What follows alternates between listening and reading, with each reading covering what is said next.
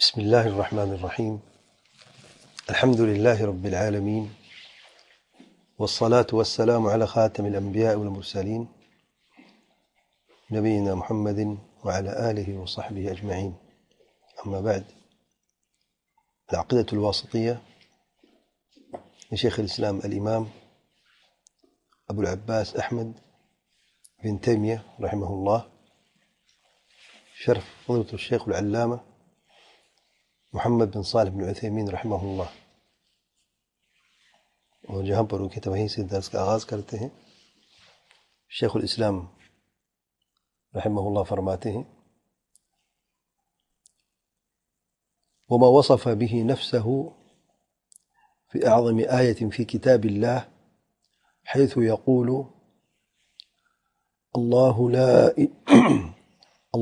لا إله إلا هو الحي القيوم لا تأخذه سنة ولا نوم له ما في السماوات وما في الأرض من ذا الذي يشفع عنده إلا بإذنه يعلم ما بين أيديهم وما خلفهم ولا يحيطون بشيء من علمه إلا بما شاء وسع كرسيه السماوات والأرض ولا يؤوده حفظهما وهو العلي العظيم۔ سورة البقرہ نمبر 255۔ شیخ الاسلام رحمہ اللہ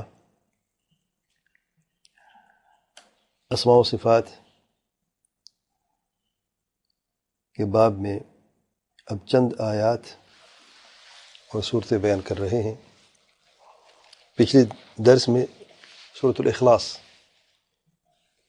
سے ان دلائل کا آغاز کیا شیخ الاسلام رحمہ اللہ نے، اور آج کی نشست میں قرآن مجید سب سے عظیم آیت آیت الکرسی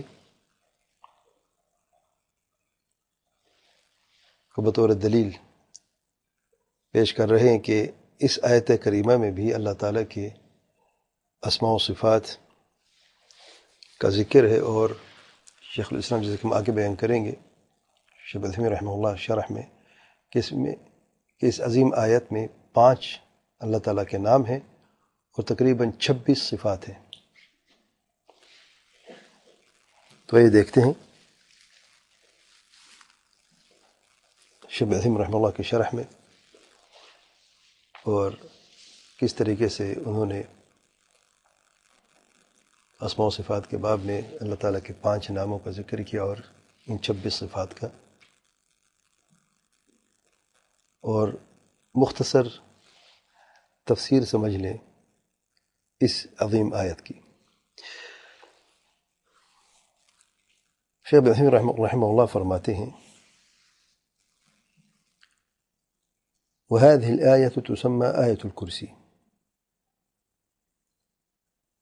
اور یہ آیت جو ہے اسے آیت الکرسی کہا جاتا ہے،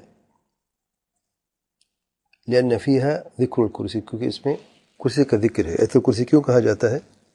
کیونکہ اس میں آیت الکرسی ہے یا کرسی کا ذکر ہے۔ اس آیت میں اللہ تعالیٰ کا ارشاد ہے: وسع کرسیہ السماوات والارض، اللہ تعالیٰ کی کرسی جو ہے وہ زمین و آسمان کو وسیع ہے، اور یہ آیت جو ہے اللہ تعالیٰ کی کتاب کی یعنی قرآن مجید کی سب سے عظیم آیت ہے، اور اس کی دلیل کہ آیت جو ہے سب سے عظیم آیت ہے قرآن مجید کی، کہ اللہ تعالیٰ کے پیارے پیغمبر صلی اللہ علیہ وسلم نے ایک مرتبہ سیدنا ابی بن کعب رضی اللہ عنہ سے یہ سوال کیا کہ اللہ تعالیٰ کی کتاب میں سب سے عظیم آیت کون سی ہے؟ سیدنا ابی بن کعب رضی اللہ عنہ عرض کرتے ہیں: فقال له اللہ لا الہ الا هو الحی القیوم، فضرب على صدره وقال ليهنك العلم ابا المنذر۔ تو اللہ تعالیٰ کے پیارے پیغمبر صلی اللہ علیہ وسلم نے جب ان کا جواب سنا تو اس جواب کی تائید میں اللہ تعالیٰ کے پیارے پیغمبر صلی اللہ علیہ وسلم نے سیدنا ابی رضی اللہ عنہ کے سینے پر اپنا ہاتھ مارا ہے اور فرمایا ہے کہ آپ کو علم مبارک ہو اے ابا المنذر۔ اور یہ حدیث صحیح مسلم میں موجود ہے۔ شیخ عثیمین رحمہ اللہ فرماتے ہیں اس حدیث سے مراد یہ ہے کہ اللہ تعالیٰ کے پیارے پیغمبر صلی اللہ علیہ وسلم نے اقرار کیا ہے سیدنا عمر رضی اللہ عنہ کی اس جواب کو سن کر کہ قرآن مجید کی سب سے عظیم آیت یہی آیت ہے جو سورۃ البقرہ کی آیت نمبر 255 ہے اور جسے آیت الکرسی کہا جاتا ہے۔ اور اس میں یہ بھی دلیل ہے کہ سیدنا ابی رضی اللہ عنہ جو ہیں، سیدنا ابی بن کعب جو ہیں، وہ قرآن مجید کا علم بھی رکھتے تھے۔ پھر شیخ ابن عثیمین رحمہ اللہ ایک بنیادی بات سمجھانے کے لیے فرماتے ہیں کہ کیا قرآن مجید کی جو آیات ہیں ان میں تفاضل ہے، ایک آیت دوسرے سے بہتر ہے کہ نہیں ہے، جبکہ یہ سب آیات و سب صورت اللہ تعالیٰ کی کلام ہے۔ تو جب ایک ہی عظیم ذات کی کلام ہے تو اس میں کیا تفاوت ہو سکتے نہیں ہو سکتے، وہ تفاضل اگر ہے تو کس طریقے سے؟ فرماتے ہیں اس حدیث میں یہ دلیل ہے کہ قرآن مجید میں تفاضل موجود ہے، جیسے کہ سورۃ الاخلاص کے حدیث میں بیان کیا تھا، اور یہاں پر بھی آیت الکرسی میں بھی اس کا ذکر ہے، لیکن اس میں تفضیل بیان کرنا لازمی ہے۔ شیخ صاحب فرماتے ہیں کہ تفاضل ہے کہ نہیں ہے، اس کا جواب کیا ہے؟ جواب میں تفصیل ہے۔ متکلم بھی جو ہے، یعنی جس ذات کا یہ کلام ہے اس اعتبار سے تو قرآن میں کوئی تفاضل نہیں ہے، کیونکہ ایک ہی ذات کا کلام ہے، وہ ہے اللہ تعالیٰ۔ لیکن مدلولات اور موضوعات کے اعتبار سے قرآن مجید کے آیات میں تفاضل موجود ہے، یعنی جیسے کہ سورۃ الاخلاص جو ہے جس میں صرف اللہ تعالیٰ کی حمد و ثنا ہے، اور جس میں اللہ تعالیٰ کے اسماء و صفات کا ذکر کیا گیا ہے، وہ سورۃ المسد کی طرح نہیں ہے جس میں ابو لہب کی حالت کا بیان ہے۔ تو ایک اعتبار تو یہ ہے کہ جو مدلول ہے، جو موضوع ہے صورتوں کا، اس موضوع یا مدلول کے اختلاف کی وجہ سے یہ تفاضل موجود ہے۔ پہلی مثال شیخ صاحب رحمہ اللہ نے یہ دی ہے کہ سورۃ مسد کو دیکھ لیں، سورۃ الاخلاص کو دیکھ لیں، اب ترتیب دیکھیں کہ سورۃ مسد پھر سورۃ الاخلاص پھر سورۃ الفلق اور سورۃ الناس، یہ آخر 4 آیتیں قرآن مجید کی، یہ آخر 4 صورتیں قرآن مجید کی۔ اب سورۃ المسد کے موضوع دیکھ لیں اور سورۃ الاخلاص کا موضوع دیکھیں،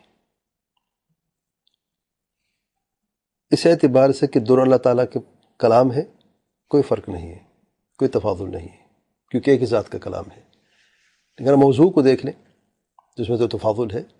اب جو پیغام سورۃ المسد میں ہے وہ پیغام سورۃ الاخلاص میں نہیں ہے، اللہ تعالیٰ کی ذات کے اعتبار سے، اخلاص کے اعتبار سے، اللہ تعالیٰ حمد و ثنا کے اعتبار سے۔ السلام ورحمۃ اللہ۔ تو اسی اعتبار سے یہ تفاضل موجود ہے کہ سورۃ الاخلاص اور مسد سے افضل ہے۔ اور اسی طریقے سے جو دوسرے تفاضل ہے قرآن مجید کی صورتوں میں، شیخ صاحب فرماتے ہیں شیخ بن عثیمین رحمہ اللہ، تفاضل من حیث التأثیر والقوة فی الاسلوب، قوت اسلوب اور دل پہ اس کا اثر کے اعتبار سے یہ فرق بھی موجود ہے، اور اس سے یہ تفاضل بھی موجود ہے۔ یعنی بعض آیتیں شیخ صاحب فرماتے ہیں شیخ بن عثیمین رحمہ اللہ، بعض آیتیں ایسی ہیں جو بہت ہی چھوٹی ہیں لیکن ان میں دل پر بڑا گہرا اثر ہوتا ہے، جس میں ردع بھی ہے اور اس میں موعظہ بھی موجود ہوتا ہے۔ اور دوسری آیت جو اس سے زیادہ لمبی ہے، بہت زیادہ لمبی ہے اس کے مقابلے میں، اس آیت کے مقابلے میں، لیکن اس میں یہ چیز موجود نہیں ہوتی جو اس چھوٹے سے آیت پہ موجود ہے۔ مثال کے طور پہ اللہ تعالیٰ کا ارشاد ہے سورۃ البقرہ کی آیت میں 282 282 میں، یعنی جو سب سے لمبی آیت ہے جسے آیت الدین بھی کہا جاتا ہے، یا ایھا الذین آمنوا اذا تداینتم بدین الی اجل مسمى فاکتبوه، یا ایھا الذین آمنوا اذا تداینتم بدین الی اجل مسمى فاکتبوه، الى آخر الآیہ۔ شیخ صاحب فرماتے ہیں اس آیت کا موضوع جو ہے بہت ہی آسان ہے، اور اس کا جب ہم دیکھتے ہیں تو یہ وہ معاملات ہیں جو لوگوں کے بیچ میں چلتے رہتے ہیں، یعنی قرض کے تعلق سے۔ اس آیت میں یہ تأثیر نہیں ہے جو دلوں پر اثر ہوتا ہے، جسے کہ اللہ تعالیٰ کے اس فرمان میں موجود ہے۔ سورۃ آل عمران آیت نمبر 185 میں اللہ تعالیٰ کا ارشاد ہے، کل نفس ذائقۃ الموت وإنما توفون أجوركم يوم القيامة فمن زحزح عن النار وأدخل الجنة فقد فاز وما الحياة الدنيا إلا متاع الغرور۔ سبحان اللہ۔ اب جو سب سے لمبی آیت ہے قرآن مجید کی، اس آیت میں قرض کا ذکر ہے، قرض کیسے لیا جاتا ہے، پھر کس طریقے سے اس میں لکھا جاتا ہے، کون لکھے گا، کون کہے گا، کس طریقے سے، تو یہ تفصیل ہے۔ اب جب یہ آیت پڑھتے ہیں دل کی کیا حالت ہوتی ہے، اور جب یہ آیت پڑھتے ہیں سورۃ آل عمران کے اندر 185 جس میں موت کا ذکر ہے، تو دل پہ اس کا کیا اثر ہوتا ہے۔ اب کل نفس ذائقۃ الموت، وہ موت یقینی چیز ہے، ہر نفس نے موت کا مزہ چکھنا ہے، ہر زندہ چیز نے مرنا، کل نفس ذائقۃ الموت وإنما توفون أجوركم يوم القيامة، تمہارے جو اجر ہے وہ قیامت کے دن تمہیں ملیں گے۔ حساب اس دن ہوگا، کب ہوگا؟ مرنے کے بعد ہوگا۔ تو پہلے تو موت کا صدمہ ہے، وہ پھر حساب بھی دینا ہے۔ فمن زحزح عن النار وادخل الجنة فقد فاز، بس جو جہنم کی آگ سے ہٹا دیا گیا، تھوڑا سا دور کر دیا گیا، وہ جنت میں داخل کر دیا گیا، فقد فاز، وہ کامیاب، یقیناً وہ کامیاب ہو گیا۔ وما الحیاة الدنیا الا متاع الغرور، اور دنیا کی زندگی جو اس وقت ہم زندہ ہیں، جس کے بعد موت نے آنا ہے، پھر حساب نے آنا ہے، پھر دوزخ ہے، جنت ہے، سب چیزیں، دنیا کی حقیقت کیا ہے؟ متاع الغرور، صرف اور صرف دھوکے کا متاع ہے، کچھ بھی نہیں ہے۔ سبحان اللہ۔ تو شیخ صاحب فرماتے ہیں کہ اس آیت میں جو معنی ہے وہ عظیم معنی ہے، اس میں زجر بھی ہے، موعظہ بھی ہے، ترغیب بھی ہے، ترہیب بھی ہے، اور یہ سب چیزیں قرآن مجید جو سب سے لمبی آیت ہے، آیت دین میں یہ چیزیں موجود نہیں ہیں۔ یہ مقدمے کے طور پر شیخ صاحب نے یہ بیان کیا ہے کہ قرآن مجید میں جو تفاضل ہے آیتوں میں موجود ہے، لیکن کس اعتبار سے؟ اس کے مدلول کے اعتبار سے، موضوع کے اعتبار سے، اور دل پر اس کے اثر ہونے کے اعتبار سے۔ لیکن کس کا فرمان ہے؟ کلام یہ پاک کلام کس کی ہے، کس ذات کی ہے، اس اعتبار سے کوئی تفاضل نہیں ہے، سب برابر ہے۔ یعنی اگر آپ سورۃ مسد پڑھتے ہیں، تبت یدا ابی لہب وتب، اور پڑھتے ہیں قل هو اللہ احد، اجر میں کوئی فرق ہے؟ کیا خیال ہے؟ کوئی فرق نہیں ہے۔ ایک حرف سورۃ المسد کا اور ایک حرف سورۃ الاخلاص کا اجر برابر ہے کہ نہیں؟ برابر ہے۔ تو پھر تفاضل کا ہے؟ اس اعتبار سے کوئی تفاضل ہے کہ کس ذات کا کلام ہے، اللہ تعالیٰ کے پاک کلام ہے، اس میں تفاضل نہیں ہے، اس میں برابری ہے۔ لیکن موضوع کے اعتبار سے، دل پہ اس کے اثر ہونے کے اعتبار سے یہ تفاضل موجود ہے، واضح ہے۔ پھر آیت الکرسی کے تعلق سے ایک مختصر سے تفسیر شیخ صاحب نے بیان کی ہے، فرماتے ہیں اللہ تعالیٰ کا ارشاد ہے، اللہ لا الہ الا ہو۔ اس آیت میں اللہ تعالیٰ ہمیں خبر دیتے ہیں کہ اللہ تعالیٰ واحد سچا معبود ہے، الوہیت میں منفرد ہے، اور یہ کہاں سے ملے گا ہمیں؟ لا الہ الا ہو، کیونکہ یہ جملہ جو ہے اس میں حصر موجود ہے کہ نفی ہے لا الہ میں، اور پھر اثبات ہے الا ہو میں۔ تو جب نفی اور اثبات اس طریقے سے ایک ساتھ بیان ہوتا ہے تو اس میں حصر کا صیغہ موجود ہے، یعنی صرف اور صرف۔ الحی اور القیوم، الحی سے مراد زندہ، یعنی اگر کوئی سوال پوچھے اللہ کون ہے، اللہ لا الہ الا هو الحی القیوم، اللہ وہ ذات ہے جو سچا معبود، جس کے سوا کوئی معبود نہیں ہے، کوئی سچا معبود نہیں ہے، وہ زندہ ہے اور وہ قیوم ہے۔ تو الحی کا کیا معنی ہے؟ شیخ صاحب فرماتے ہیں ای ذو الحیات الکاملہ کامل زندگی والا.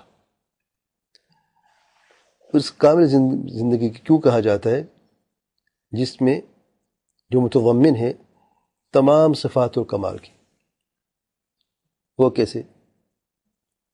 زندگی الحی نام ہے اور صفت جو ہے الحیات زندگی کی، اور یہ صفت جو ہے اس میں تمام جو صفات الکمال شامل ہیں. یعنی اس زندگی سے پہلے عدم نہیں تھا، اس سے پہلے عدم نہیں ہے، اور پھر اس کا زوال بھی نہیں ہوگا، کبھی خاتمہ بھی نہیں ہوگا، اور اس میں کسی بھی طریقے سے کوئی نقص کا امکان ہی نہیں ہے کسی اعتبار سے بھی. یعنی مخلوق کی زندگی دیکھ لیں آپ، ہم بھی زندہ ہیں. اس زندگی سے پہلے کیا تھا؟ عدم. اللہ کے حکم سے ہم پیدا ہوئے ہیں. اگر اللہ نہ چاہتا تو ہم عدم تھے. پھر اس زندگی کے بعد موت بھی ہے، زندگی ختم ہو جائے گی. اور پھر اس زندگی میں جو ہم رہتے ہیں کتنی نقص موجود ہے ہماری زندگی میں. تو زندگی میں ہماری کامل زندگی نہیں ہے. آگے تفصیل آئے گی کہ مخلوق کی زندگی میں جو نقص ہے اس نقص میں اس کا کمال ہے. یعنی ہمیں بھوک لگتی ہے، جسے بھوک نہیں لگتی وہ مریض ہے. بھوک بذات خود ایک نقص ہے، لیکن ایک نقص میں ہمارا کمال ہے کیونکہ ہم محتاج ہیں. اللہ نے ہمیں ایسے پیدا کیا ہے. بھوک لگتی ہے، پیاس لگتی ہے، قضاء حاجت کی ضرورت پڑتی ہے، بیمار ہوتے ہیں اور تکلیفیں ہوتی ہیں، درد محسوس ہوتے ہیں، سارے ہمارے اندر نقص ہیں. وہ پتہ ہے درد اگر نہ ہو انسان کو محسوس تو یہ الگ سے بیماری سمجھی جاتی ہے. اور وہ پتہ ہے سب سے خبیث یا سب سے بری بیماریاں جو ہوتی ہیں جیسے کہ کینسر وغیرہ، اس میں سب سے مصیبت کیا ہے پتہ ہے؟ اس کے ڈائگنوسس بہت لیٹ ہوتا ہے، تشخیص بہت لیٹ ہوتی ہے. ویسے کہ اس میں درد نہیں ہوتا. دیکھیں تھوڑا سا سر میں درد ہے، تھوڑا سا چھوٹا سا پھوڑا نکلتا ہے کسی جسم میں، جسم کسی حصے میں، دوڑتے ہیں دوائی لینے کے لیے، کیوں؟ درد ہوتا ہے. تو درد بذات خود کیا اچھی چیز ہے؟ نہیں، کون برداشت کرتا ہے. لیکن ہے نقص ہمارے لیے. یہ نقص جو ہے اس میں کمال ہے. سبحان اللہ. بھوک نقص ہے لیکن اس بھوک میں ہمارے کمال ہے. سبحان اللہ. تو شیخ صاحب فرماتے ہیں کہ اللہ تعالیٰ کی جو زندگی ہے وہ کامل زندگی ہے. اور الحی اللہ تعالیٰ کے ناموں میں سے ہے، اور اللہ کے علاوہ بھی یہ لفظ استعمال ہوا ہے. جیسے کہ اللہ تعالیٰ کا ارشاد ہے یخرج الحی من المیت. اللہ تعالیٰ مردے سے زندہ پیدا کرتا ہے. جس صورت 95 95 میں ذکر کیا ہے. لیکن دو حی ایک جیسے نہیں ہوتے، اور نام کے اشتراک میں مسمى میں تماثل یا برابری لازم نہیں آتی. اب الحی قرآن مجید میں یہ لفظ جو ہے دو طریقے سے بیان. ایک اللہ تعالیٰ کے لیے الحی القیوم، الحی زندہ، اللہ تعالیٰ کا نام ہے الحی. اور دوسرا یخرج الحی من المیت، یہاں پر بھی حی الحی ہے. اب مخلوق میں بھی الحی ہے، خالق بھی الحی ہے. اب قدر مشترک کیا ہے دونوں میں؟ الحی، الحیا. لیکن کیا جن کے دونوں کے یہ نام ہے کہ دونوں ذات ایک جیسی ہیں، تو نام کے ایک جیسا ہونے سے لازم ہے کہ دونوں ذاتیں بھی ایک جیسی ہوں. ایک مسمى ہے، ایک اسم ہے. الحی اسم ہے، مسمى جس کا یہ نام ہے. کس کا نام ہے؟ خالق کا بھی نام ہے، مخلوق کا بھی نام ہے. تو اس قدر اشتراک میں صرف نام کے حد تک جو ہے اس لازمی ہے کہ جس کا یہ نام ہے یا جس ذات کے نام ہو ان میں بھی یہ قدر مشترک موجود ہو، اور برابری یا تماثل یا تشابہ موجود ہو. اچھا، پھر القیوم علی وزن فعول، جیسے مبالغہ میں سے ہے جو قیام سے لیا گیا ہے. قیوم کا معنی یہ ہے یہ وہ ذات ہے جو خود قائم ہے، القائم بنفسہ. اور اس سے یہ بات لازم آتی ہے کہ جو ذات خود قائم ہو، کسی اور کے محتاج نہ ہو، وہ ذات بے پرواہ ہوتی ہے، کسی کی محتاج نہیں ہوتی ہے، نہ اسے کھانے پینے کی یا کسی اور چیز کی ضرورت ہوتی ہے، اور جو اللہ تعالیٰ کا غیر ہے وہ خود قائم نہیں ہوتا، وہ کسی اور کا محتاج، یعنی وہ اللہ تعالیٰ کا محتاج ہے اپنے وجود میں، اپنے قیام میں، اور اس کے اعداد میں، تیاری میں، یا اس کی امداد میں اور مدد میں۔ تو انسان جو مخلوق جو ہے وہ محتاج ہے، مخلوق کبھی قیوم ہو نہیں سکتی۔ قیوم وہ ہے جو کسی کا محتاج نہیں ہوتا، جو خود قائم ہے۔ اللہ تعالیٰ خود قائم ہے، اور اس کا دوسرا معنی یہ بھی شیخ صاحب فرماتے ہیں کہ انہ قائم علی غیرہ، وہ دوسروں پر بھی قائم ہے، جیسے کہ اللہ تعالیٰ کا ارشاد ہے افمن هو قائم علی کل نفس بما کسبت، سورۃ الرعد نمبر 33 میں الی آخر الآیہ۔ اور اس آیت میں اللہ تعالیٰ قائم ہے ہر نفس پر جو کچھ اس نے کمایا ہے، اور اس میں جو مقابل ہے وہ محذوف ہے، اور اس کی تقدیر ہے کمن لیس کذالک، یعنی ایک ذات وہ ہے جو تمام ہر نفس پر قائم ہے، اور اس کے مقابلے میں وہ ہے جو ایسا نہیں ہے، جو قائم نہیں کسی پر، لیکن اس کا ذکر آیت میں نہیں ہے۔ یہ عربی لغت کی یہ خوبصورتی ہے، جب جملہ تقابل میں اس طریقے سے تو دوسروں کو محذوف کر دیا جاتا ہے۔ افمن هو قائم علی کل نفس بما کسبت، تو کس کا مقابلہ میں بات ہو رہی ہے؟ یعنی کمن لیس کذالک، ایک طرف وہ جو قائم ہے ہر نفس میں، دوسرا وہ جو قائم نہیں ہے، لیکن جو نہیں ہے قائم اس کا ذکر بھی نہیں کیا، کیونکہ اس کا وجود ہی نہیں ہے۔ سبحان اللہ۔ اور اللہ تعالیٰ یہ جو سب نفس پر قائم ہے، جو کچھ وہ کماتے ہیں، تو اللہ تعالیٰ قائم بنفسہ و قائم علی غیرہ۔ اللہ تعالیٰ کا ارشاد ہے وَمِنْ آیَاتِهِ أَن تَقُومَ السَّمَاءُ وَالْأَرْضُ بِأَمْرِهِ۔ اچھا، تیسری بات یہ ہے یہاں پہ کہ جو محتاج ہے اپنے قیام اور وجود کے لیے اللہ تعالیٰ کا،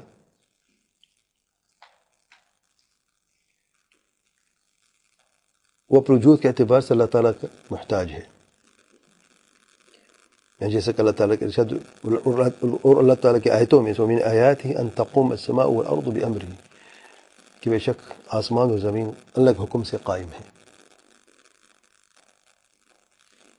شیخ صاحب فرماتے ہیں یہ سورۃ الروم آیت نمبر 25 میں، اور اس سے یہ ثابت ہوتا ہے کہ اللہ تعالیٰ کے صفات کاملہ ہیں، اور اللہ تعالیٰ کا ملک اور افعال بھی کاملہ ہیں۔ اور پھر الحی القیوم، شیخ عثیمین رحمہ اللہ فرماتے ہیں یہ اللہ تعالیٰ کے دو پیارے نام ہیں، جسے اسم الاعظم بھی کہا جاتا ہے۔ یہ وہ نام ہیں اللہ تعالیٰ کے دونوں، جب ان سے پکارا جائے اللہ تعالیٰ کو تو دعا قبول ہوتی، رد نہیں ہوتی۔ اس لیے شیخ صاحب فرماتے ہیں کہ انسان کو چاہیے کہ اپنے دعا میں ان دو ناموں کو وسیلہ بنا کر دعا کیا کرے، وہ یوں کہ یا حی یا قیوم، جیسے کہ حدیث میں بھی آیا ہے یا حی یا قیوم برحمتک استغیث، اے زندہ، اے قیوم، میں تیری رحمت سے استغاثہ کرتا ہوں۔ پیاری دعا ہے، یا حی یا قیوم برحمتک استغیث۔ اس میں اللہ تعالیٰ کے دو پیارے نام الحی اور قیوم سے وسیلہ لیا جا رہا ہے، کیونکہ اللہ تعالیٰ کی رحمت کو وسیلہ بنایا جا رہا ہے، اور استغاثہ کہ میں شدید تکلیف میں ہوں اللہ تعالیٰ، تو اپنے رحمت سے رحم فرما، تو حی ہے، تو قیوم ہے۔ سبحان اللہ۔ اور یہ دونوں نام ایک ساتھ شیخ صاحب فرماتے ہیں بیان ہوئے قرآن مجید میں 3 جگہوں پر۔ سب سے پہلے آیت الکرسی میں اللہ لا الہ الا هو الحی القیوم، اور دوسرے نمبر پہ سورۃ آل عمران کی دوسری آیت میں اللہ لا الہ الا هو الحی القیوم، وہی جملہ ہے آیت الکرسی والا۔ سبحان اللہ۔ اور تیسرا جو ہے، تیسری جگہ سورۃ طٰہٰ آیت نمبر 111 میں اللہ تعالیٰ کا ارشاد ہے وعنت الوجوہ للحی القیوم وقد خاب من حمل ظلم، اس میں بھی دیکھیں الحی القیوم ایک ساتھ دونوں بیان ہوئے ہیں۔ پھر شیخ صاحب فرماتے ہیں دونوں ناموں میں ذاتی کمال اور سلطانی کمال ہے. اللہ تعالیٰ کی ذات کا کمال جو ہے وہ ہے الحی کے لفظ میں، اور سلطان کا کمال جو ہے وہ القیوم کے لفظ میں یا القیوم کے نام میں. تو تعالیٰ ذاتی اور سلطان یا ربوبیت کے اعتبار سے جو ہے کامل ہے، کیونکہ اللہ تعالیٰ ہر چیز پر قائم ہے. پھر اگلا جملہ لا تأخذہ سنۃ ولا نوم، اس میں نفی ہے دو چیزوں کی، نہ تو اونگ اسے لیتی ہے اور نہ ہی نیند. سینہ کہتے ہیں اونگ کو، اور اونگ سے مراد نیند کی ابتدا، مقدمہ ہوتا ہے، ابتدا ہوتی ہے ہر چیز کی. نیند کی ابتدا کو سینہ کہا جاتا ہے. یہ نہیں فرمایا لا ینام، سوتا نہیں ہے. کیا فرق ہے لا ینام اور لا تأخذہ سنۃ ولا نوم؟ کیونکہ نیند جو ہے اختیار سے ہوتی ہے، مرضی سے انسان سوتا ہے، لیکن الاخذ یکون بالقہر، لینا زبردستی ہوتا ہے. تو اللہ تعالیٰ پر کوئی نہ غلبہ ہو سکتا ہے اونگ کا، نہ نیند کا غلبہ ہو سکتا ہے. بعض انسان پریشان ہوتا ہے، سونا نہیں چاہتا لیکن نیند آ ہی جاتی ہے اسے، نیند غالب ہو جاتی ہے اسے، نہیں ہوتی، کیونکہ انسان مسکین ہے، حقیر ہے، فقیر ہے، محتاج ہے. نہ چاہتے ہوئے آپ دیکھیں بیٹھے بیٹھے آپ بے ہوش ہو جاتے، گم ہو جاتے ہیں، تو نیند کا غلبہ ہو جاتا ہے، اخذ لے لیتی ہے ہمیں. لیکن اللہ تعالیٰ نے دونوں کو نفی کر دی ہے. اب لا ینام میں وہ معنی نہیں ہے، کیونکہ انسان کبھی نہیں سونا چاہتا تو کسی حد تک نہیں سوتا. دونوں کے لفظ میں دیکھیں کتنی فرق ہے. اب لا تأخذہ سنۃ ولا نوم، نیند اس پہ غالب نہیں آ سکتی، اونگ بھی نہیں آ سکتی، اور نہ ہی نیند. سبحان اللہ. اچھا، اور سونے کی صفت جو ہے یہ صفت النقص ہے. اللہ تعالیٰ کے پیارے پیغمبر صلی اللہ علیہ وسلم نے فرمایا ہے ان اللہ لا ینام ولا ينبغي له ان ینام. اللہ تعالیٰ سوتا نہیں اور نہ ہی اللہ تعالیٰ کے لیے سونا جو ہے وہ ممکن ہے، یا نہ اللہ تعالیٰ کو سونا چاہیے، جیسے مسلم کی حدیث میں آیا ہے. وہ کیوں؟ یہ صفت النفی ہے، لا تأخذ سنۃ ولا نوم. یہ پہلے بیان ہو چکا ہے کہ جب صفت منفیہ کا ذکر ہو تو اس میں کمال الضد جو ہے، اس کو جو ضد میں جو ہے اس کو ثابت کرنا لازمی ہوتا ہے، اور ایسا مقصد اس کی جو ضد ہے اس کو ثابت کرنا ہوتا ہے. اس میں کیا کمال ہے لا تأخذ سنۃ ولا نوم؟ کمال الحیات والقیومیہ. الحی القیوم کس حد تک حی قیوم ہے کہ لا تأخذ سنۃ ولا نوم. اب ان دونوں ناموں کو سبحان اللہ مزید تاکید کے ساتھ اور اس کے جو کمال ہے اسے بیان کرنا مقصود ہے، کیونکہ جس کی حیات کاملہ ہے اس میں نیند کا امکان ہی نہیں ہے، ورنہ نقص ہو جاتا نا زندگی میں. اب پتہ ہے نیند جو ہے اسے بھی موت کہا گیا ہے. انسان جب سوئے پڑا ہوتا ہے کہتے برا پڑا ہے، دیکھو مرا پڑا ہے، ایسا کہتے ہیں نا، یعنی کوئی پتہ ہی نہیں دنیا کی. اونگ بھی اسی کا حصہ ہے، ابتدا ہے. بے ہوشی بھی، یعنی تمام چیزیں جو ہے یہ جس میں انسان جو ہے بالکل دنیا سے کٹ آف ہو جاتا ہے کسی خاص وقت کے لیے، تو دنیا میں نقص ہے کہ نہیں ہے؟ زندگی میں نقص ہے کہ نہیں ہے؟ اس میں نقص ہے. لیکن جب اس کی نفی کر دی گئی ہے لا تأخذہ سنۃ ولا نوم، تو حیات کاملہ ہے. اچھا، قیومیت بھی سے جڑی ہوئی ہے. اب جو تھوڑی دیر کے لیے سو جاتا ہے اور ذمہ دار ہے اپنے ماتحت لوگوں کا، تو سوتے وقت ان کی ذمہ داری کس کے ذمہ ہے؟ کون خیال رکھے گا؟ تو قیومیت کا بھی کمال ہے اور زندگی کا بھی کمال ہے. واضح ہے. اللہ لا الہ الا هو الحی القیوم. اب اسی حی القیوم کو مزید تاکید اور کمال بیان کرنے کے لیے لا تأخذہ سنۃ ولا نوم. اچھا، لأنه من كمال حياته أن لا يحتاج إلى النوم، ومن كمال قيومته أن لا ينام. ہم سونے کی نہ ضرورت ہے نہ حاجت ہے اور نہ ہی سبحان اللہ تعالیٰ کو نیند آتی ہے. لأن النوم إنما يحتاج إليه المخلوقات الحية. جو زندہ مخلوقات ان کو نیند کی ضرورت ہوتی ہے کیونکہ نقص ہے، خود ناقص ہے. نیند کی کیوں ضرورت پڑتی ہے، کیوں حاجت ہوتی ہے؟ کیونکہ آرام کی ضرورت پڑتی ہے. آرام کی ضرورت کیوں پڑتی ہے؟ کیونکہ تھکن ہوتی ہے. پہلے کام کرنے کی وجہ سے تھکن ہوتی ہے اور پھر مزید کام کرنے کے لیے، چستی کے لیے، دوبارہ ہونے کے لیے بیچ میں ایک چیز کی ضرورت ہے. وہ کیا ہے؟ نیند. نہیں، مخلوق کو دیکھنا، ہمیں اپنے آپ کو ہمیں دیکھ لیں. ہم کام کرتے ہیں، ڈیوٹی کرتے ہیں، تھک جاتے ہیں، دوپہر کو تھوڑا سا قلیلہ کر لیتے ہیں، 20 منٹ آدھا گھنٹہ سو جاتے ہیں. جب اٹھتے تو چستی ہوتی ہے کہ نہیں؟ وجہ کیا ہے؟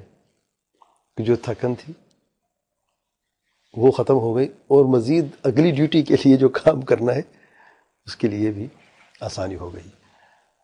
اگر آپ مسلسل کام کر نہ سوئیں، رات تک دیکھیں اپنی حالت سو کر دیکھیں کیسے ہوتی ہے، اور بیچ میں تھوڑا سا سو کے دیکھیں پھر حالت دیکھیں کیسے ہوتی ہے.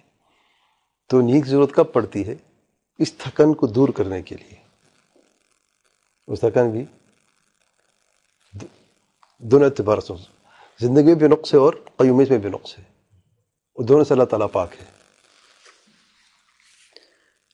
اور اسی طریقے سے شیخ صاحب فرماتے ہیں جیسے جو اہل الجنہ ہے، جو جنتی ہیں، ان کی زندگی کامل ہے کیونکہ وہ سوتے نہیں ہیں. جیسے کہ صحیح حدیث میں آیا ہے، نیند نہیں آتی جنت میں، کوئی نیند نہیں ہے، ضرورت ہی نہیں نیند کی، نہ کوئی تھکان ہے نہ کچھ، مزے مزے. سبحان اللہ، نیند ہی نہیں ہے وہاں پہ. بھوک بھی نہیں، پتہ ہے، نہ بھوک ہے نہ نیند ہے نہ کوئی حاجت ہے کسی چیز کی. پھر کھائیں گے کیوں؟ مزے کے لیے. اچھا، قضاء حاجت کی ضرورت بھی نہیں ہے. وہ جو کھائے گا وہ کہاں جائے گا؟ جو جنتی کھاتے وہ کہاں جاتا ہے؟ وہ مشک بن کے نکل جاتا ہے. جیسے کہ پسینہ آتا ہے نا، اس اعتبار سے وہ بھی مشک ہوتا ہے، خوبصورت خوشبو ہوتی ہے. سبحان اللہ. شیخ صاحب فرماتے ہیں بیت رحمہ اللہ، اگر کوئی شخص یہ کہے کہ نیند تو انسان میں کمال ہے، اسے اگر انسان کو نیند نہ آئے یا وہ نہ سوئے تو اسے مریض کہا جاتا ہے. اور اسی طریقے سے کھانا جو ہے انسان کے لیے کمال ہے، اگر نہیں کھائے گا یا اسے بھوک نہیں لگے گی تو اسے مریض کہا جاتا ہے. اور یہ جو ہے ایک اعتبار سے کمال ہے، دوسرے اعتبار سے نقص ہے. کہ جو تندرست ہے اور اس کا جو جسم ہے وہ ٹھیک ہے تو اسے کھانے کی ضرورت پڑتی ہے، وہ کھاتا ہے. اور جب اس تندرست میں کمی ہو جاتی ہے اور مرض کی ابتدا ہو جاتی ہے، مریض ہو جاتا ہے، تو بھوک میں بھی کمی ہو جاتی ہے. یہ جو حاجت ہے کھانے پینے کی، تندرستی کی علامت ہے، یہ کمال ہے. جو حقیقت میں کیا ہے؟ نقص ہے نا، محتاجی تو ہے نا. سبحان اللہ. لیکن اس نقص میں ہمارا کمال ہے. کچھ ایسا فرماتے ہیں شیخ ابن رحمہ اللہ، اذا ليس كل كمال نسبی بالنسبة للمخلوق يكون كمالا للخالق. جو کمال نسبی ہوتے ہیں، یہ نسبی کمال، اس میں کمال بھی ہے نقص بھی، دونوں پائے جاتے ہیں. یہ نسبی کمال ہے. جو کمال نسبی مخلوق میں ہے ہر طریقے کا، لازمی نہیں ہے کہ وہ خالق کے لیے بھی کمال ہو.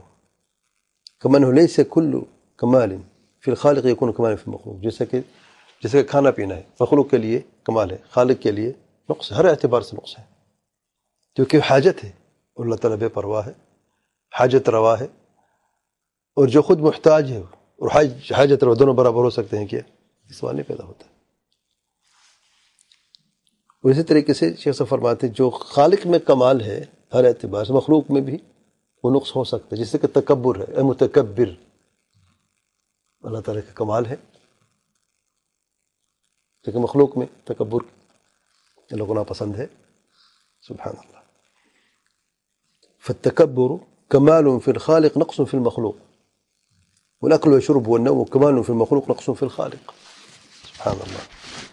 کہ تکبر جو ہے وہ خالق کے حق میں کمال ہے، اور مخلوق کے حق میں جو ہے وہ نقص ہے، اور کھانا پینا جو ہے اور سونا جو ہے وہ مخلوق کے حق میں نقص ہے، اور مخلوق کے حق میں کمال ہے، اور خالق کے حق میں نقص ہے۔ جسے اللہ تعالیٰ کا ارشاد ہے اپنے تعلق سے، وَهُوَ يُطْعِمُ وَلَا يُطْعَمُ، وہ کھانا کھلاتا ہے لیکن کھاتا نہیں ہے، یا کھلایا نہیں جاتا۔ خود اللہ تعالیٰ کھانا کھلاتا ہے، رزق عطا فرماتا ہے، لیکن کوئی اور اللہ تعالیٰ کو نہیں کھلاتا، نہ ہی اللہ تعالیٰ کو اس کی ضرورت ہے۔ سورۃ الانعام آیت نمبر 14 میں جیسے کہ اللہ نے فرمایا ہے۔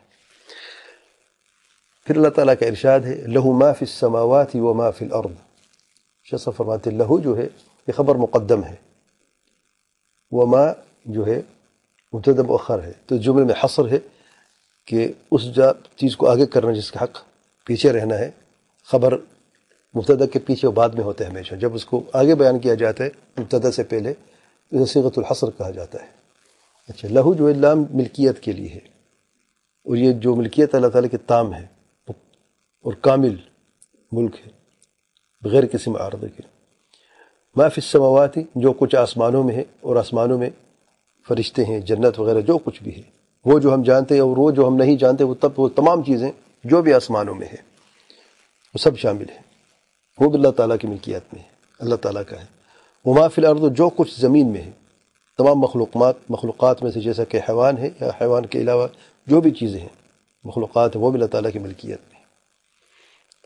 اور السماوات کا لفظ جمع کا ہے، یعنی شاہ صاحب فرماتے ہیں اس سے مراد بہت سارے آسمان ہیں، اور قرآن مجید میں یہ دلیل موجود ہے کہ 7 آسمان ہیں، جیسا کہ اللہ تعالیٰ کا ارشاد ہے قُلْ مَنْ رَبُّ السَّمَوَاتِ السَّبْعِ وَرَبُّ الْعَرْشِ الْعَظِيمِ، سورۃ المؤمنون آیت نمبر 86 میں اللہ نے فرمایا ہے کہ کہہ دیں اے میرے پیارے پیغمبر صلی اللہ علیہ وسلم ان کو کہ 7 آسمانوں کا رب کون ہے اور رب عرش عظیم کون ہے۔ اور اسی طریقے سے جو زمینیں ہیں، قرآن مجید میں اشارہ ہے کہ 7 ہیں بغیر تصریح کے، لیکن سنت میں یا حدیث میں اس کی صراحتاً ذکر ہے کہ 7 زمینیں ہیں۔ جو قرآن مجید میں جو اشارتاً اللہ نے بیان فرمایا ہے، اللہ تعالیٰ کا ارشاد سورۃ الطلاق آیت نمبر 12 میں، اللہ الذی خلق 7 سماوات ومن الارض مثلہن، اللہ تعالیٰ نے ہی 7 آسمان پیدا کیے اور ان جیسے زمین کو پیدا کیا ہے۔ آسمانوں کی مثل زمین، تو مثل سے کیا مراد ہے، کس اعتبار سے؟ یعنی مثل فی العدد دون الصفہ، ظاہر ہے جب زمین آسمان کی طرح تو نہیں، صفت کے اعتبار سے تو کیا باقی رہتی ہے؟ عدد، نمبر کے اعتبار سے کہ 7 آسمان ہیں تو زمینیں بھی 7 ہیں۔ لیکن جو مزید وضاحت ہے وہ سنت میں اللہ تعالیٰ کے پیارے پیغمبر صلی اللہ علیہ وسلم کے اس فرمان میں جو متفق علیہ حدیث ہے، اللہ تعالیٰ کے پیارے پیغمبر صلی اللہ علیہ وسلم نے فرمایا ہے من اقتطع شبرا من الارض ظلما طوقه اللہ به یوم القیامت من 7 اراضین، کہ جس نے بھی ناجائز ایک بالش زمین پر، کسی زمین پر قبضہ کیا ہے، ظلم کیا ہے، تو قیامت کے دن اللہ تعالیٰ 7ویں زمین تک اس گلے میں توق ڈال دے گا۔ اس زمین کا ایک بالش زمین صرف قبضہ کیا ہے، ناجائز قبضہ کیا ہے، کسی پہ وہ ظلم کیا ہے، اس کی زمین کو ہتھیا لیا ہے، تو قیامت میں کیا سزا ہوگی؟ میدان محشر میں یہ زمین کا جو ٹکڑا ہے نا، ایک بالش، وہ 7ویں زمین تک اسے الگ کیا جائے گا اور اس کے گردے میں توق ڈالا جائے گا، نعوذ باللہ۔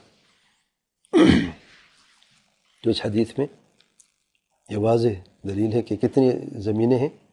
7 زمینیں۔ من ذا الذی یشفع عنده الا باذنہ، من ذا میں اسم استفہام ہے، من جو ہے، اور ذا جو ہے ملغا ہے، اور یہ نہیں کہا جا سکتا کہ ذا جو ہے اسم موصول ہے الذی کی طرح، کیونکہ جملہ پھر کیا ہوگا؟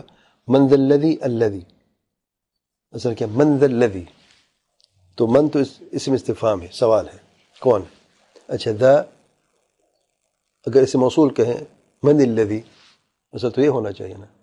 تو الذی جو بعد میں ہے وہ کیا ہے پھر؟ من ذا الذی، الذی تو نہیں ہو سکتا. تو ذا جو ہے ملغا ہے، یعنی اس کا لفظ تو موجود ہے لیکن اس کا معنی موجود نہیں ہے. یعنی سب دیکھیں اندازہ بیان خوبصورتی دیکھیں کہ جس کا وجود ہی نہیں ہے اس کا صرف لفظ ذا موجود ہے، حقیقت اس کا وجود ہی نہیں ہے. کیونکہ نفی کی چیز کی ہو رہی، کون ہے وہ جو شفاعت کرے اللہ تعالیٰ کے ہاں اللہ تعالیٰ کی اجازت کے بغیر؟ کوئی ہے؟ جب کوئی نہیں ہے تو ذا بھی نہیں ہے. سمجھ آئی نا؟ سبحان اللہ. اسے کہتے ہیں انداز بیان کی خوبصورتی. من الذی بھی ہو سکتا ہے، من الذی یشفع عنده الا باذنہ، ایک یہ جملہ، اور من ذا الذی یشفع عنده الا باذنہ. تو لوگ زیادہ تاثیر کس میں ہے؟ سبحان اللہ. دیکھیں دل پر کس وقت گہرا اثر ہوتا ہے؟ من ذا الذی. اچھا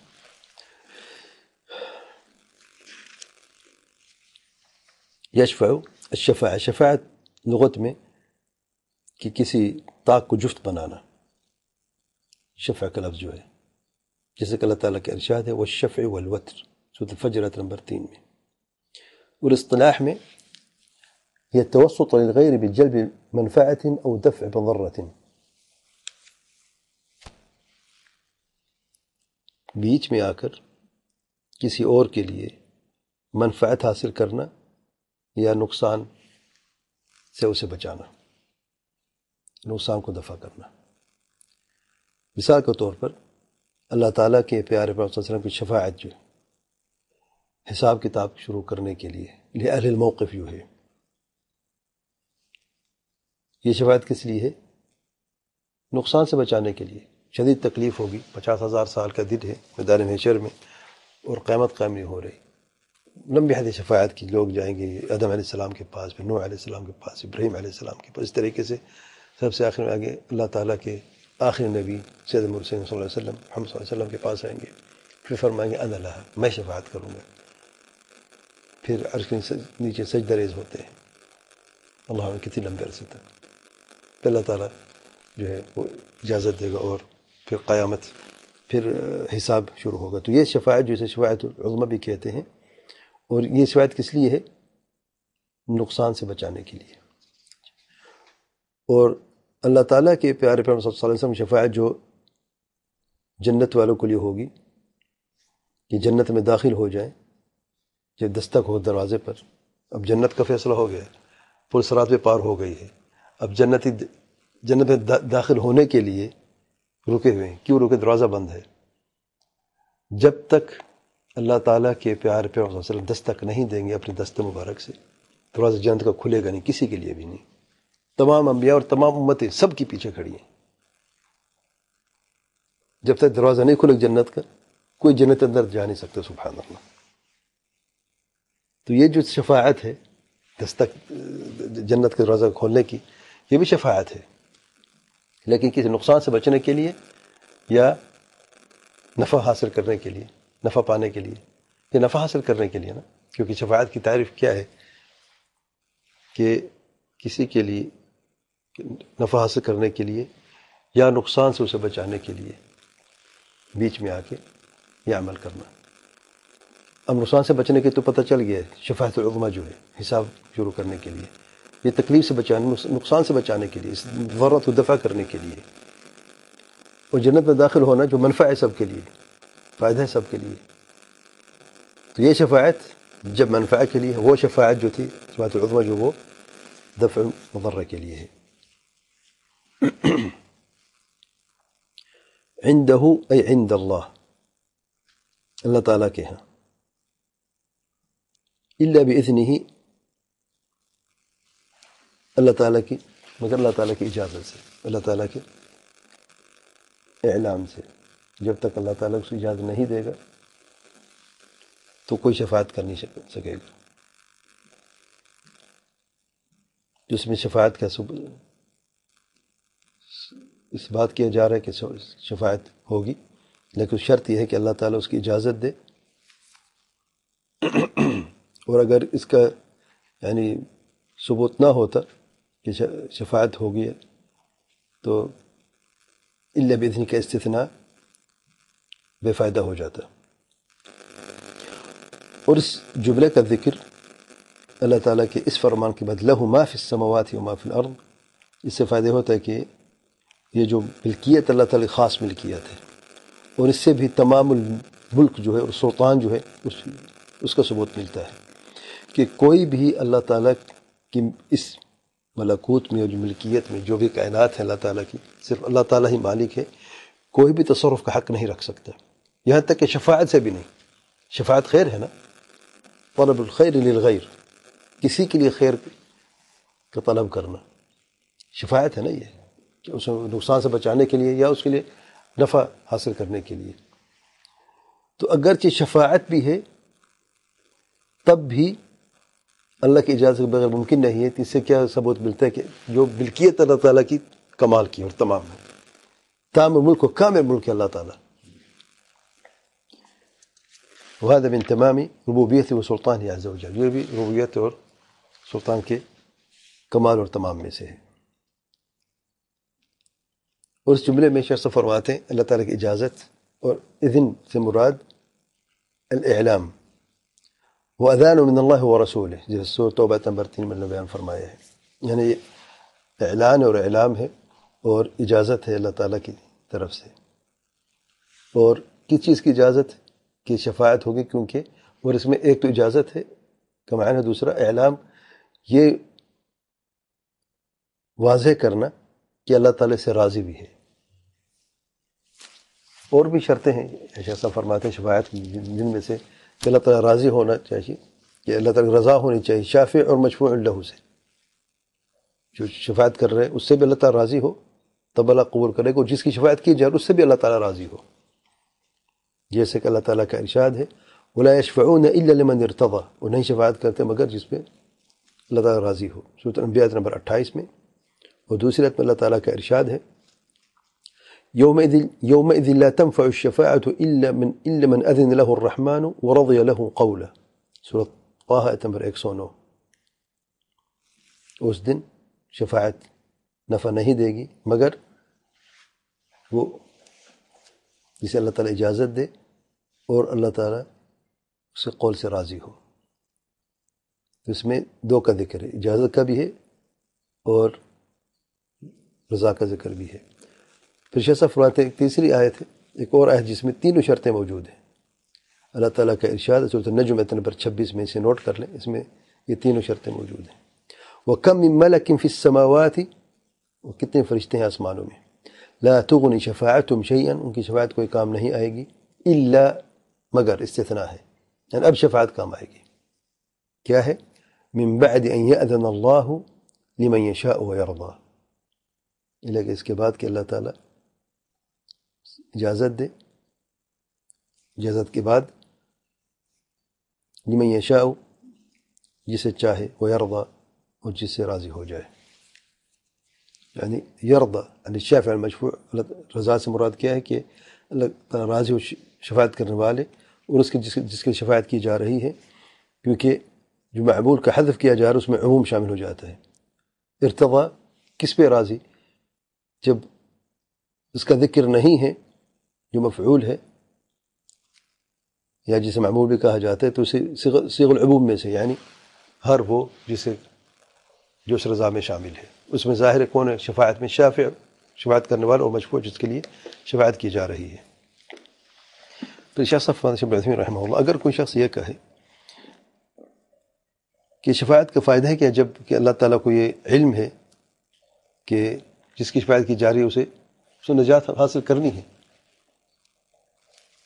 اس کا جواب ہے شیخ صاحب فرماتے ہیں کہ اللہ تعالیٰ شفاعت کی اجازت دیتا ہے جو شفاعت کر رہا ہے، تاکہ اللہ تعالیٰ اس کے ساتھ اکرام کرے اور اس سے مقام محمود بھی وہ اس شفاعت سے حاصل کر لے۔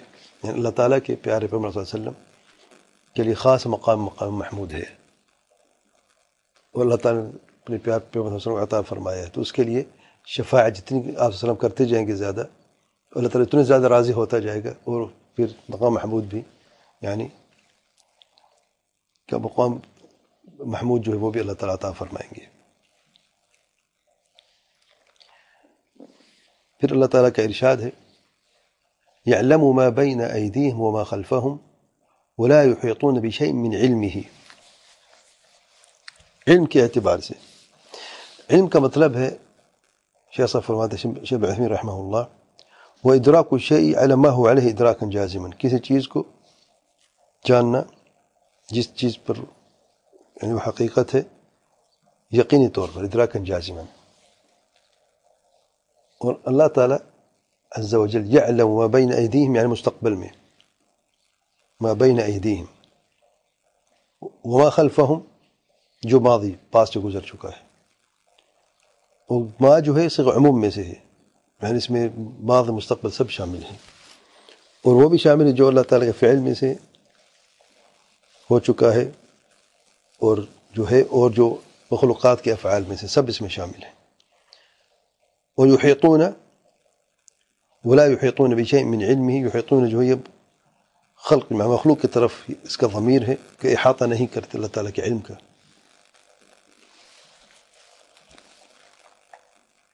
اور اس کی دلیل میں پہلے گزر چکی لہو ما فی السماوات و ما فی الارض، کیونکہ ملکیت تمام اللہ تعالیٰ کی ہے، جو کچھ آسمانوں میں ہے اور جو کچھ بھی زمین میں ہے، یعنی جو بھی آسمانوں اور زمین میں ہے وہ اللہ تعالیٰ کے علم کا احاطہ کر نہیں سکتے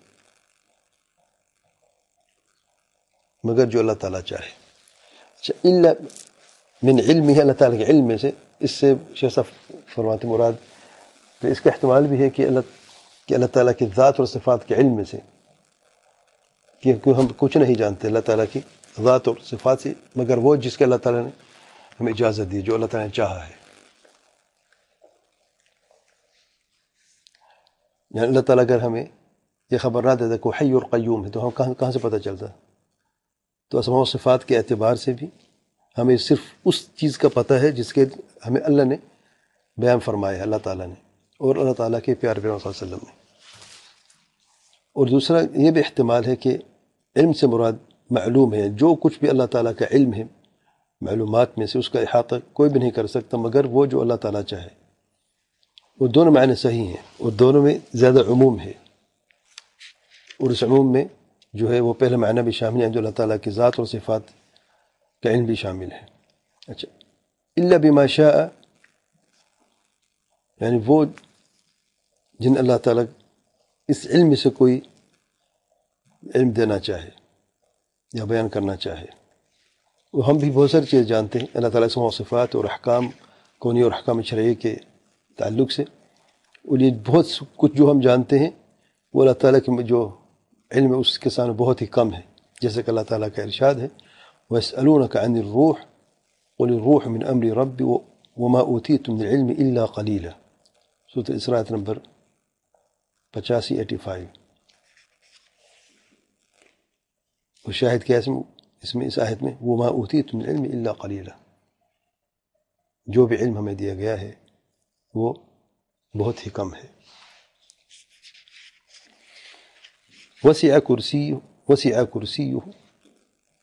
وسع سے مراد شامل ہے، جیسا فرماتے ہیں یعنی کہ اللہ تعالیٰ کا جو کرسی ہے وہ آسمان اور زمین کو شامل ہے، اور آسمانوں اور زمین سے بھی بڑا ہے، کیونکہ اگر کرسی بڑا نہ ہوتا آسمان اور زمین سے تو پھر وسیع کیسے ممکن ہے؟ اتنی وسیع ہے اللہ تعالیٰ کی جو کرسی ہے، آسمان اور زمین سے بھی زیادہ بڑی اور وسیع ہے۔ کرسی کا معنی کیا ہے؟ کرسی کا معنی عبداللہ بن عباس رحمہ اللہ فرماتے ہیں ان موضع قدم اللہ عز وجل، اللہ تعالیٰ کے قدموں کی جگہ جہاں پر اللہ تعالیٰ کے قدم ہوتے ہیں اس جگہ کو کرسی کہا جاتا ہے، اور یہ عرش نہیں ہے، عرش کرسی بھی زیادہ بڑا ہے، جیسا کہ حدیث میں آیا ہے اللہ تعالیٰ کے پیارے پیغمبر صلی اللہ علیہ وسلم نے فرمایا ہے کہ بے شک تمام آسمان جو ہیں اور ساری زمینوں جو ہیں، یعنی ساتوں آسمان اور ساتوں زمینیں کرسی کی نسبت جو ہے ایسا ہے جیسا کہ صحرا میں ایک حلقہ ایک رنگ ڈال دی جائے اور عرش کرسی کے سامنے جو ہے یا کرسی عرش کے سامنے جو ہے كفضل الفلاة على هذه الحلقة، یعنی اگر آپ صحرا میں ایک حلقہ ڈال دیں ایک رنگ ڈال دیں تو جو تناسب ہے دونوں میں دیکھ لیں، اس زمین کے ٹکڑے کا جو بہت بڑا ہے اور اس حلقے کا جو رنگ کا جو آپ نے رکھا ہے، تو کرسی عرش کے سامنے اسی تناسب سے جیسے کہ یہ حلقہ جو رنگ جو ہے اس صحرا میں رکھی ہوئی ہے. سبحان اللہ. اور اس سے دلیل ملتی ہے، شیخ صاحب فرماتے ہیں کہ اللہ تعالیٰ کی یہ مخلوقات بہت عظیم ہے اور اس سے اللہ تعالیٰ کی عظمت جو خالق ہے اس کی بھی دلیل ملتی ہے کہ خالق بہت بڑا عظیم ذات ہے. ولا يؤوده حفظهما وهو العلی العظیم. ولا يؤوده اس میں بھی نفی ہے کہ بھاری نہیں ہے اور نہ مشکل اللہ تعالیٰ کے لیے آسمانوں اور زمین کی حفاظت کرنا، اور یہ صفت منفیہ میں سے ہے. اور اس میں جو صفت ثبوتی جو اس کے ضد میں ہے یہ کمال القدرت والعلم والقوت والرحمہ.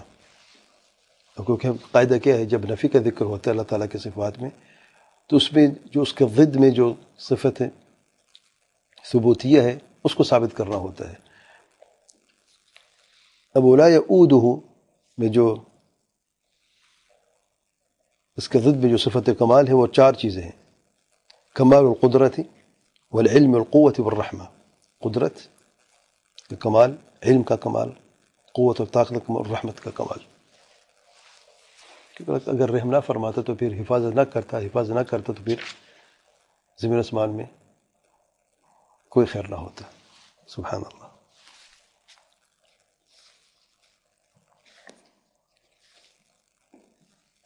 پھر آخری دو لفظ وہو العلی العظیم. العلی جو ہے شیخ صاحب فرماتے ہیں فعیل کے وزن پہ ہے، وہ صفت مشبہ ہے کیونکہ اللہ تعالیٰ کو علو جو ہے وہ لازم ہے اللہ تعالیٰ کی ذات کے لیے.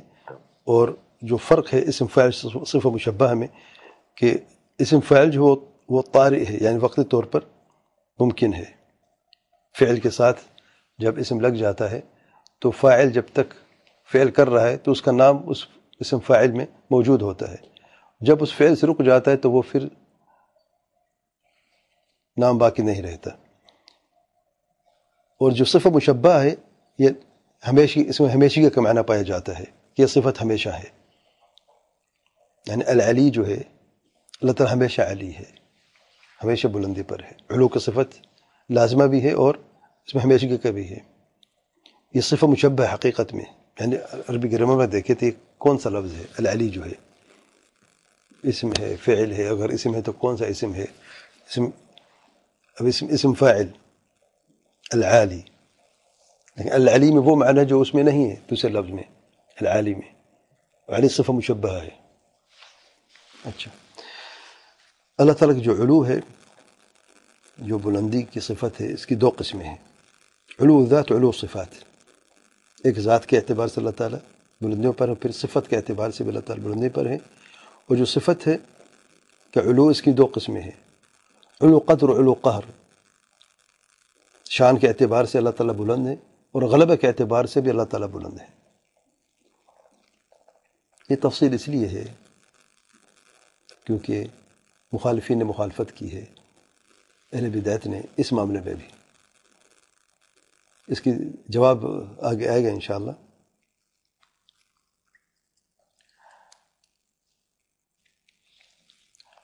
جو علو الذات ہے، یعنی جب علو کی بات کرتے بلندی کی تو تین چیزیں ہمیشہ یاد رکھیں: علو الذات وعلو القدر وعلو القہر. ایک ذات کے اعتبار سے اور باقی دو جو صفات کے اعتبار سے ہیں. اللہ تعالیٰ کی ذات جو ہے کہاں پہ بلندی پر؟ عرش سے بھی اوپر ہے، کہ اللہ تعالیٰ ہر چیز سے اوپر ہے. اللہ تعالیٰ کے اوپر کوئی چیز بھی نہیں، اور نہ ہی اللہ تعالیٰ برابر کوئی چیز ہو سکتی ہے. تین چیزیں ہیں: اوپر ہے، برابر ہے، نیچے ہے. ٹھیک ہے، نیچے ممکن نہیں ہے، برابر کوئی ہو نہیں سکتا اللہ تعالیٰ کی، تو پھر اللہ تعالیٰ سب سے اوپر ہے. اور صفات کے اعتبار سے جیسے کہ اللہ تعالیٰ کا ارشاد وَلِلَّهِ الْمَثَلُ الْأَعْلَى سورۃ النحل نمبر 60 میں، یعنی اللہ کے سارے جتنے بھی صفات ہیں سب بلند اور عالی صفات ہیں، کیونکہ اس میں کوئی نقص نہیں کسی اعتبار سے بھی. العظیم یہ بھی صفہ مشبہہ ہے، اس کے معنی ذو العظمہ، عظمت والا ہے، اور اس میں طاقت اور کبریا اور اس جیسے باقی جو معنی پائے جاتے ہیں سارے، جیسا کہ اس لفظ کے مدلول میں شامل ہیں. پھر شیخ صاحب فرماتے ہیں اس آیت میں جو ہے وہ 5 نام اور 26 صفات جو ہیں وہ بیان ہوئے ہیں.